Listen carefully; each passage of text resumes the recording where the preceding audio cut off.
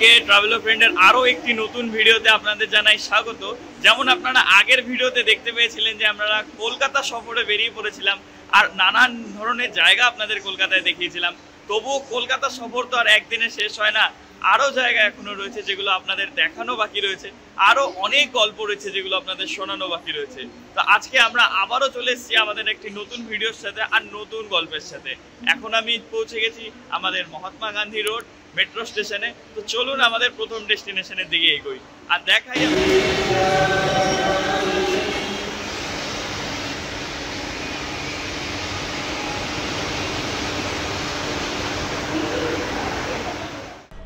আমরা আজকে আবারও এসেছি কলকাতায়।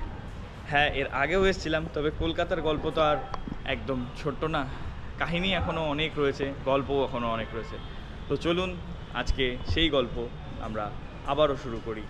আমি চলে এসেছি কলকাতায় আর এখন আমি দাঁড়িয়েছি বড়বাজারের একটি খুবই সুন্দর এক বাড়িতে।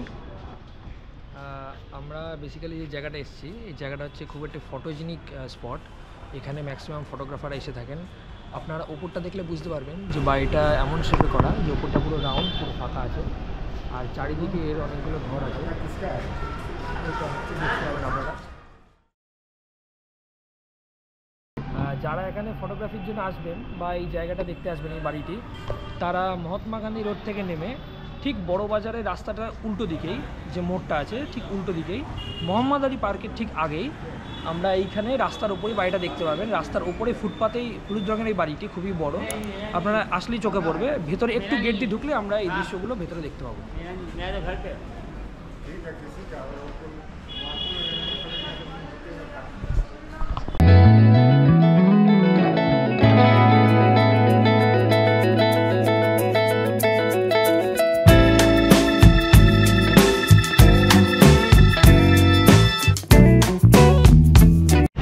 আমরা এখন দাঁড়িয়ে রয়েছি মহাত্মা গান্ধী মেট্রো স্টেশন থেকে বেরিয়ে বড়বাজারের মোড়ে, মানে এই হলো এই দিকে বড়বাজার।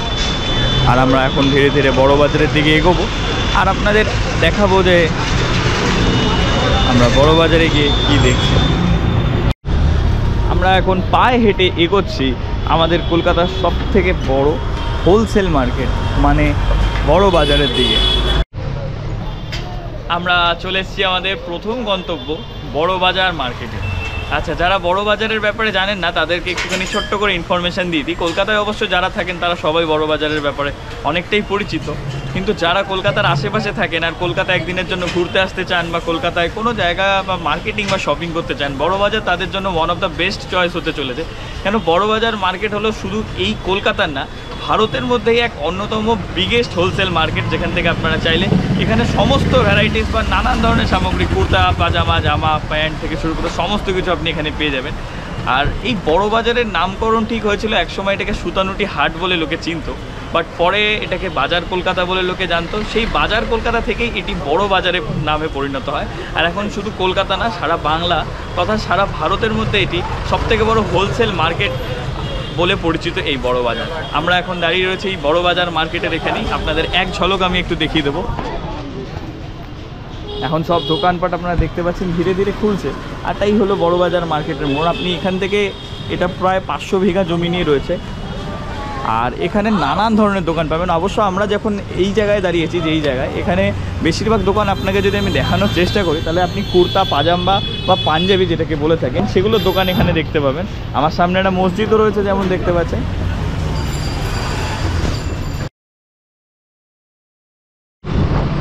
আচ্ছা, আপনারা কি একটা জিনিস নোটিস করছেন, এই যে আমরা রোডটা দাঁড়িয়ে আছি, এই রোডের চারিপাশে এখনও মোটামুটি সব দোকান খোলেনি, কারণ আমরা বেশ সকালে এসেছি। এবার এখানে দোকানপাট খুলতে খুলতে ওই ধরুন এখন আপনারা 11টা থেকে 12টা এরকম বেজে যায়। বাট চারিদিকে যদি একটু ভালো মতো নোটিস করেন তো দেখতে পাবেন এখানে কুর্তা বা শেরবানি বা বাংলা ভাষায় যেটাকে আমরা পাঞ্জাবি বলে চিনি তার দোকান রয়েছে। তো যারা বড়বাজারে এসে পাঞ্জাবি কিনতে চান, এখানে কিন্তু প্রচুর দোকান পেয়ে যাবেন, প্রচুর অপশান পেয়ে যাবেন। এই রোড বরাবর দুধার বরাবরই আপনারা দেখতে পাবেন পাঞ্জাবি, কুর্তা, শেরবানির দোকান রয়েছে। বড়বাজারের হোটেল হিমালয়, যদি আপনারা কেউ এখানে এসে থাকতে চান তাহলে এখানে আপনারা থাকতে পারবেন। এটা আপনার বড়বাজারের যখন মার্কেটের দিকে আপনি এগোবেন তো এটা বাঁ হাতে ফুটপাতের একদম পাশেই এই হোটেলটা রয়েছে। তো একদম রোড সাইড হোটেল। যারা বড়বাজারে কোনো কাজে বা দরকারে আসছেন দূর দূরান্ত থেকে একদিনে থাকারই ইচ্ছা রয়েছে, তো হোটেল হিমালয় আপনাদের কাছে একটা বেস্ট চয়েস হবে।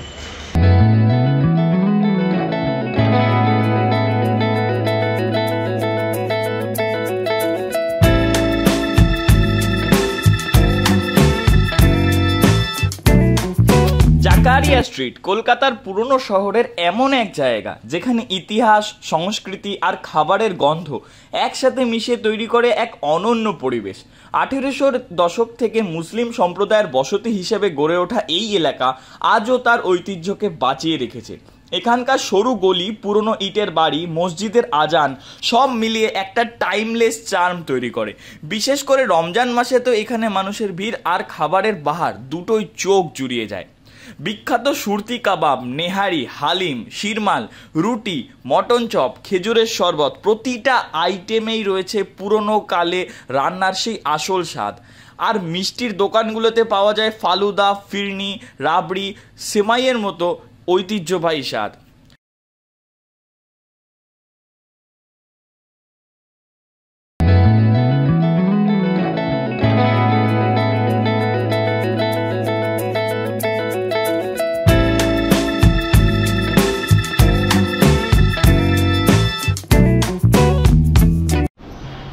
আমরা এখন যেখানে দাঁড়িয়ে রয়েছি এটা হলো নাখোদা মসজিদ। আমরা বড়বাজার থেকে চলে এসেছি নাখোদা মসজিদ। বড়বাজারে আসলেই বড়বাজারের প্রায় 5 মিনিট হাঁটা পথেই আপনারা নাখোদা মসজিদে চলে আসতে পারবেন। এটা কলকাতার সব থেকে বড় মসজিদদের মধ্যে অন্যতম একটা মসজিদ, যেমন দেখতে পাচ্ছেন আপনারা। এই নাখোদা মসজিদের ব্যাপারে আপনাদের কিছু তথ্য আমরা দিয়ে দিই। যেমন এই নাখোদা মসজিদ, নাখোদার মানে হলো নাবিক, নাবিকদের মসজিদ হিসেবে এটা বলা হয়। তার অন্যতম কারণ হচ্ছে যেটা আমাদের রান অফ কাচ বলে, গুজরাটের কাচ, সে কাচের একজন যে নাবিক আবদার রহিম উসমান, উনি প্রথম এখানে আসেন। এসে ওনারা যখন এখানে নিজের বাসস্থান হিসেবে কলকাতাকে বেছে নেয়, তখন এর আগে থেকেই তার স্থাপত্য ছিল নাখোদা মসজিদের। তবে ওনারা যখন শয়ে শয়ে এখানে আসা শুরু করেন, ওনারা এখানকে নিজের একজন মানে বাড়ি হিসেবে ওরা এই জায়গাটাকে বেছে নেয় কলকাতাকে। তখন 1926 সালে ওনারা নিজেদের জন্য এই নাখোদা মসজিদকে আরও বড় করে রিকনস্ট্রাকশন যেটা বলা যায় করার, আর তৈরি করেন এই বড় নাখোদা মসজিদ। এবং আপনারা যেটা দেখতে পাচ্ছেন এই যে গেটটি, এই গেটটি ওনারা তৈরি করেন ফতেপুর সিক্রি বুলান দরওয়াজার অনুযায়ী, যে তার থেকে অনুপ্রেরিত হয়ে এই গেট তৈরি করে। আর বাকি যেটা আমরা পুরোটা দেখতে পাচ্ছি সেটা অনেকটা হচ্ছে আকবরের যে তম, যেটা আমরা জানি আকবর তম, সেইটার কিছুটা একটা ছোঁয়া নিয়ে এটা তৈরি পুরোটা। কলকাতার সবচেয়ে বড় মসজিদ নাখোদা মসজিদ, আর এখানে শয়ে শয়ে হাজার হাজার বলা যায় লোকে এখানে নামাজ আদা করতে আসে।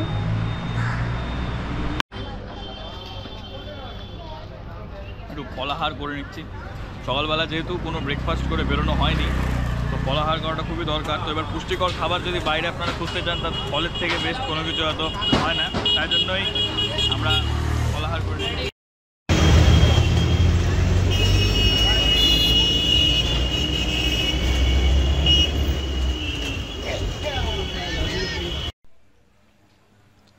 এখন আমরা হাঁটছি হাওড়া ব্রিজের উপর থেকে। হাওড়া ব্রিজ হলো কলকাতার সেই স্থাপনা যার ইতিহাস যতটা দৃঢ় তার অস্তিত্ব ততটাই গভীর। 1943 সালে তৈরি এই ক্যান্টিলিভার সেতুটি আজও পৃথিবীর কয়েকটি বৃহত্তম ফ্রি সাসপেন্ডেড ব্রিজের মধ্যে অন্যতম। অনেকেই হয়তো জানেন না, গঙ্গার উপর দাঁড়িয়ে থাকা এই বিশাল স্টিল স্ট্রাকচারের নিচে একটাও পিলার নেই।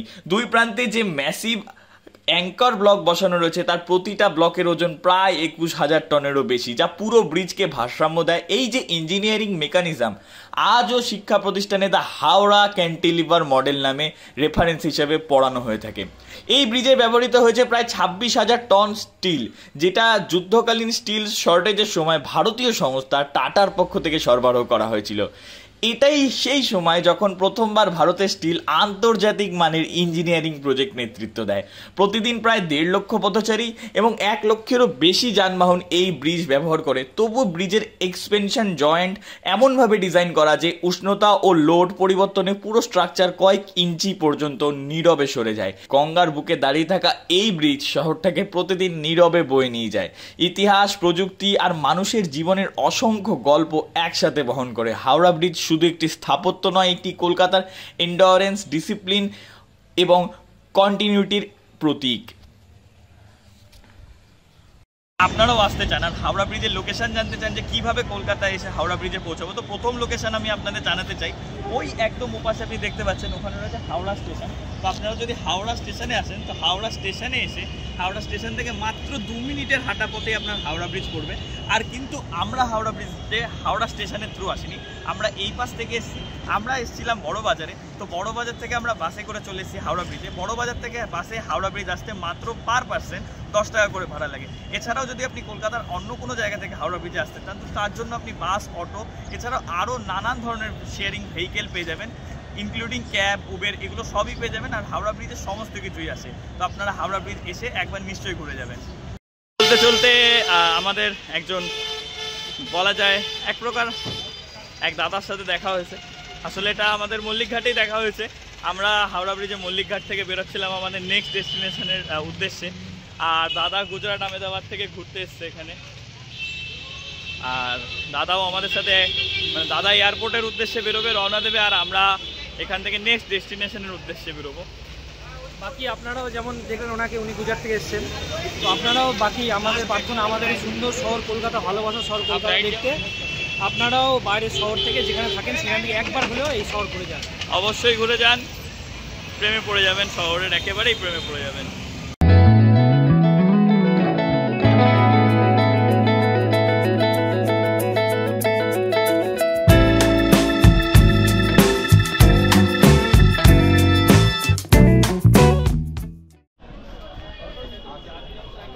এখন আমরা রয়েছি আমাদের মল্লিক ঘাট ফুলের বাজার, বা এক কথায় প্রচলিত মল্লিক বাজারে।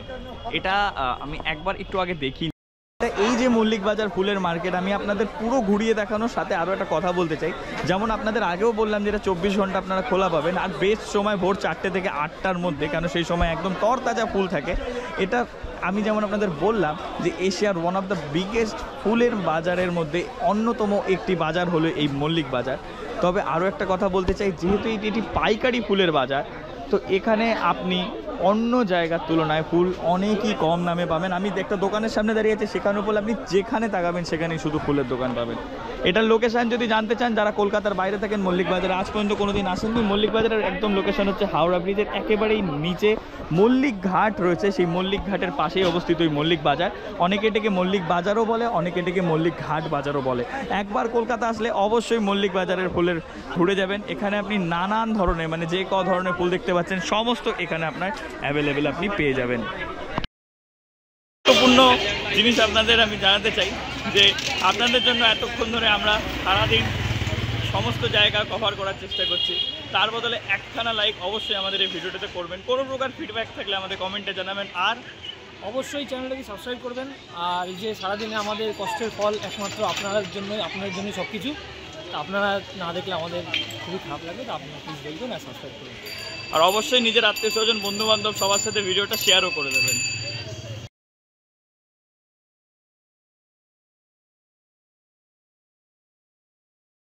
চলে এসেছি মহাত্মা গান্ধী স্টেশনে। আমরা এখন এগাচ্ছি গিরিশ পার্কের দিকে। আমাদের next destination mainly Girish park. তো চলুন গিরিশ পার্কে গিয়ে আপনাদের দেখাই যে আমরা অ্যাকচুয়ালি গিরিশ পার্কে কী দেখতে যাচ্ছি। আর এটা এখন আমাদের মেবি 5th ডেস্টিনেশন হাওড়া ব্রিজের পর। তো চলুন দেখা যাক